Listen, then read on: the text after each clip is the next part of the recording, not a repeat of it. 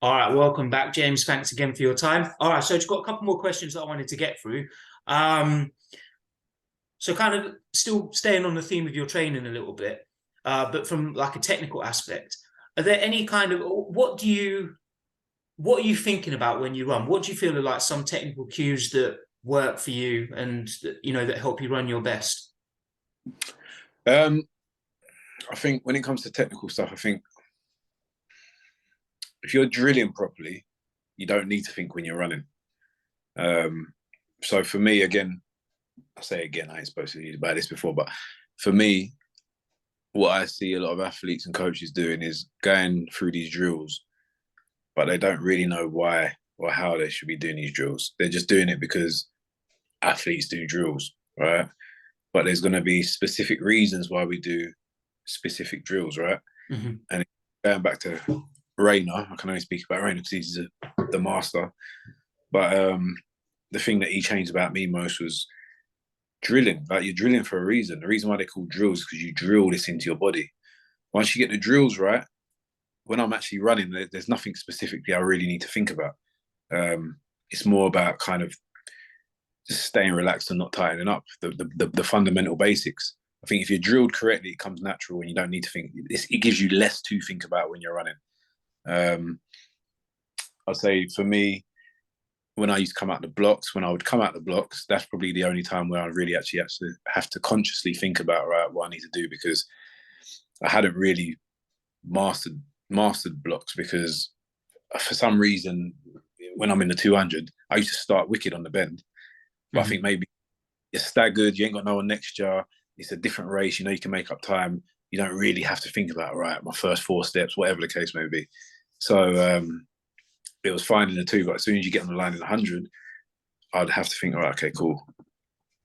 My cues would be, I don't know, popping my thighs, like pistons, hitting my thighs, bam, bam, bam, keeping my shin 90 degrees, not letting my legs swing out in front of me. They would probably be my cues that I would use when I would start. And sometimes it went right, sometimes it went wrong. So And then and then literally once you got through that phase of the race, it was just sort of like autopilot. You didn't need to think about anything. exactly. Yeah, I think it's really interesting the point about starting in the 100 compared to starting in the 200. And I think that's something that I've noticed and I've heard other athletes talk about it as well. I think it's because you're on the stagger, like you're less likely to notice if somebody's kind of got 20 centimeters or half a meter up on you because they're not right next to you. And exactly what you said, like the pressure isn't there so much on the start. You've got time to make up any different, or you've got more time at least to make up Mm. any differential. And then, even if, and like I said before, you might not even be aware that they're even ahead of you. So it just makes the whole process, yeah, like very different, Yeah, sort of like cognitive process, yeah, 100%. yeah. Um, are there any workouts or any track sessions in particular that kind of, well, hey, let's start with this one because I wrote this one down. What is your favorite track session? You could do any track session. What would it be? It's funny because this is a bit of a double-edged sword because I don't like doing it, but I feel like it's most beneficial to me. I've got two. So Yeah. 150, 150, I'd say 150s. The reason why I say 150s is because no matter what time of year it is, you can do loads of reps of 150s, sub-maximal, short recoveries if you want to get the work in. You can do, in the summer, you could do fast 120s with longer recover, get the speed endurance in. It's like you can do 100 different recipes with 150s. So Mm-hmm. that's probably one of my sessions. And I would also say flying 30s as well. So yeah, getting up to trying to get up to top speed and trying to maintain for that 30 meters as fast as you possibly can. So they're my two favorite sessions. Yeah. Okay. And I think when you do the 150s, are you playing around with where you start from as well? Do you ever do like a full bend and half a straight in comparison to start at the 150 start? Not, not really. Normally, just traditionally, you start halfway around the bend. Mm-hmm. I think there's been a couple of years where when I was doing the twos in particular, that I'd do like 150s around the bend, full bend onto the straight. But yeah, most of the time it's half bend. Yeah. Okay. And I noticed there as well that you didn't mention blocks, and kind of going back to what we spoke about earlier, where you said like I guess like you felt it was a little bit more alien to you. Like starting wasn't your strength. Yeah. And I think that athletes tend to enjoy playing to their strengths, and those sessions, from what Mm. I've seen at least, that they definitely sort of Yeah. play to your strengths a little bit more, Yeah. those kind of distances. I did enjoy blocks. Like, it wasn't my favorite session. I enjoyed it because I always like to challenge myself. And it gave me a chance to try and improve again. But yeah, no, it wasn't nothing compared to the other two sessions. Like you said, my strengths are my upright running and my speed. Well, I say speed endurance for a sprinter. My speed endurance was pretty good, considering I wasn't a natural 200 meter. Really, I was in the wrong event for 5 years. I should have been in the 100s. So yeah, as a 100 meter, strict 100 meter runner, my speed endurance was good. As a 200 meter runner, my speed endurance weren't that good. Yeah, okay. And are there any sessions that you hate where like you turn up to the track and then, or you'd see it on the piece of paper that morning and say, "Oh, I've got this today. Oh, I could do without it." Probably anything past 200, 300s, 250s. I'm just like, it's long, man. But again, it depends what shape you're in. Like when I'm fit, like two or three 250s is it's a nice session. It's not bad. And no matter how fit you are, 300 meter time trial is always you're gonna you're gonna blow up, and you're gonna have to go for it. You know what I mean? So yeah, 300 time trial, blah. But then I'd always get it done. I'd be like, that was good. You know what I mean? So Yeah. Okay. And you spoke a little bit earlier as well, like back in part one, in terms of like monitoring things like sleep and nutrition. Like how closely are you looking at these things? to be honest, I mean, I just make sure I get at least 8 hours in bed, sleeping in bed, like solid sleep. Mhm. And nutrition wise, like, I mean, it plays a big part, but I think you can get caught up in too much if you overthink and overanalyze everything. The only reason I say that is because the 2016 season, which was my most successful season of my career, it was my most relaxed season. I don't have a particularly bad diet. I have a balanced diet, but I don't shy away from stuff. Like, I like chocolate. I eat most of the rubbish things that are bad for you, but I don't eat it all the time, obviously. And I make sure that I get all the nutrients I need from my food. I eat my greens, I eat my protein.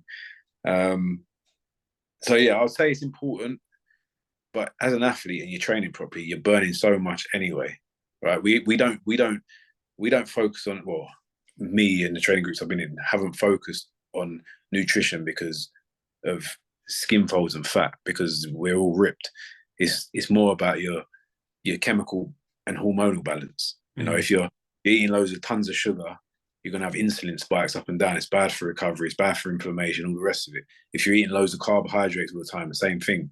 Recovery, insulin spikes up and down, hormonal imbalances. You know what I mean? So that's more kind of, if I'm going to focus on my diet, it's more for those reasons, which I did heavily when I was in Loughborough with Rayner. He gave us good tips, even down to kind of the products we're using on our skin. You got to remember, skin is your largest organ. Mm-hmm.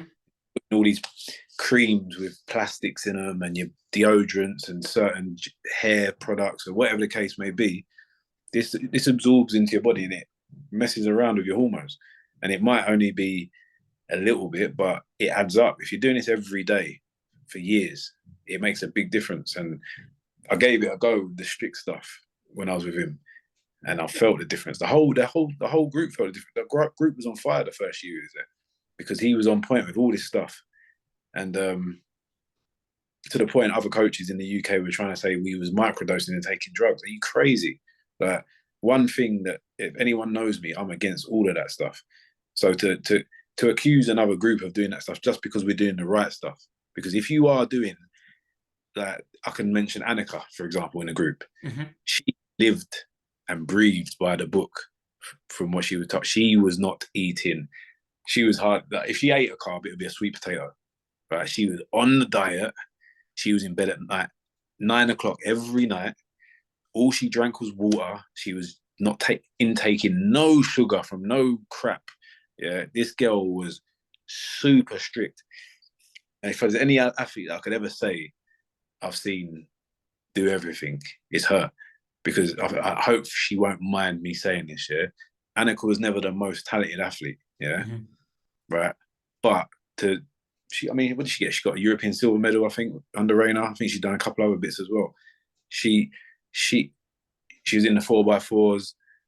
She put the work in, man, and she's a big, strong girl. She's like solid as well. So to carry her weight and all the rest, she's a G. But yeah, so if you do it by the book properly, it has a big difference. But like I said, 2016, diet wise, I was just, it was 50-50. I was happy, you know what I mean? I was stress free, and happy athletes run fast. Yeah, I think there's 100% something to be said for that. I think that, you can go through with a diet with like a macro breakdown. You can be tracking everything that you're eating in MyFitnessPal or whatever. But it can make you neurotic, and you're getting stressed out because you've had like 50 extra calories that day. And I think likewise with, with things like a fitness tracker, I think it's a double-edged sword. Like it's nice to be able to track how much you're sleeping and resting heart rate and stuff. But what happens if you get like a recovery score on your watch, whatever? But what happens if you wake up on the morning of Olympic final and it tells you you're not recovered, and you're sort of like, and you're kind of predisposed to being nervous and anxious? That's not a good thing. Exactly. Yeah. Listen, there's no fitness tracker or any of this stuff that's gonna be better than just listening to your body. You know what I'm saying? If you feel tired, well, guess what? It's probably because you're tired. If you want to sleep, it's probably because you need to sleep. If you feel tired and sore and achy, it's because you're tired and sore and achy, right? So I don't understand why everyone gets. I understand why they do, but yeah, it's madness to get hung up on something that's telling you something. Just be in tune with your body. Listen to your body. Hydrate all the time. Get your sleep. They're the two most. Listen, you could be doing all the maddest stuff in the world as an athlete, right? If you're not hydrating and you're not sleeping, it doesn't matter what you're doing. You're gonna perform bad. Yeah.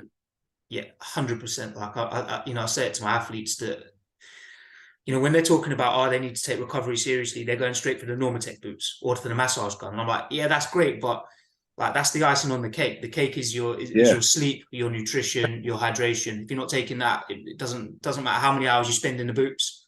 You're not recovering properly. Yeah.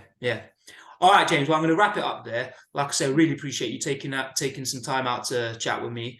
Are you able to share with any listeners where they can find you on social media, and if there's anything that you want to plug or anything that you're doing that they can follow, then let us know. Yeah.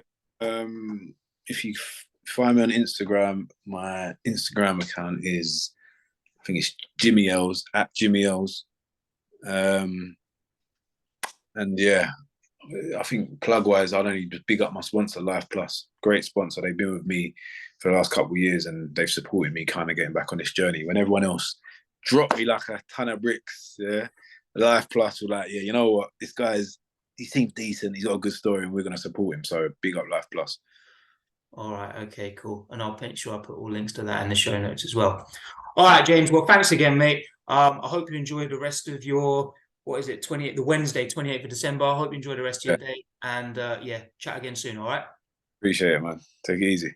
All right, take care.